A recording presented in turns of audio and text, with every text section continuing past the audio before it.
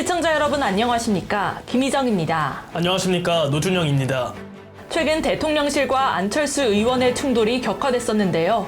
6일인 오늘 안 의원이 자신을 향한 대통령실의 비판에 대해 사실은 정확하게 이해는 되지 않지만 제 노력이 부족했다고 생각하고 더 열심히 노력할 계획이라고 밝혔습니다. 네, 맞습니다.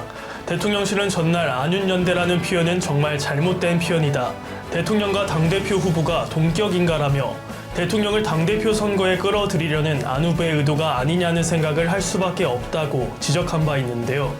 이에 대해 안 의원이 오늘 입장을 드러낸 것입니다. 안 의원은 또한 제 의도는 윤 대통령님의 국정과제를 정말 충실하게 그리고 또 존중하면서 실행에 옮기겠다는 그런 뜻이었는데 그걸 나쁜 표현이라고 그렇게 생각하신다면 쓰지 않을 생각이라고 해명했습니다. 대통령실의 비판에 직면한 안 의원은 오늘 예정됐던 선거운동 일정을 하루 미루고 전국 구상에 돌입할 예정입니다. 이 시각 주요 뉴스입니다. 국민의힘 당대표 후보 가운데 김기현, 안철수, 윤상현, 조경태, 천하람, 황교안 후보 총 6명이 예비 경선에 진출합니다. 국민의힘 38 전당대회 선거관리위원회는 5일 예비심사를 통과한 당대표 후보 6명과 최고위원 후보 13명을 발표했으며 강신엽, 김준규, 윤기만 후보는 당대표 후보에서 탈락했습니다. 지난 1월 가정에서 사용하는 전기, 가스, 난방비 등 연료 물가가 외환위기 이후 25년 만에 최고치를 기록했습니다. 지난달 전기, 가스 및 기타 연료 물가 지수는 135.75로 작년 같은 달보다 31.7% 올랐습니다.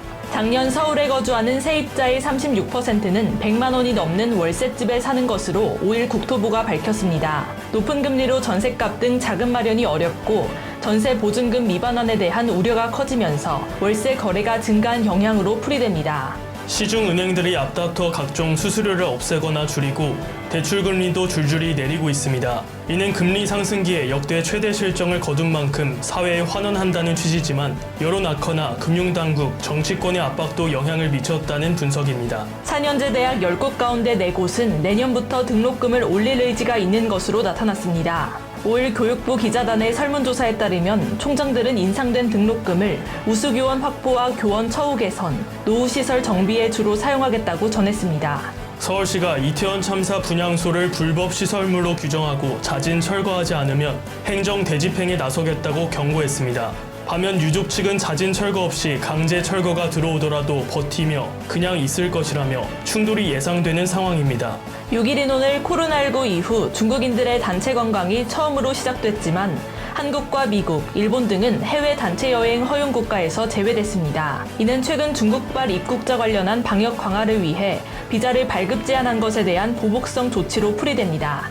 미국 국방부가 5일 사우스 캐롤라이나주 해안 상공에서 격추한 중국 정찰 풍선의 잔해를 수거하는 작업 중이라고 밝혔습니다. 정찰 풍선 진위 여부를 두고 미중 간 갈등이 고조되고 있는 만큼 차후 잔해에 대한 조사와 분석이 중요해질 것으로 보입니다. 희정 씨, 네. 정월 대보름날 달 보셨어요? 네, 그럼요. 소원도 빌었습니다. 그랬군요.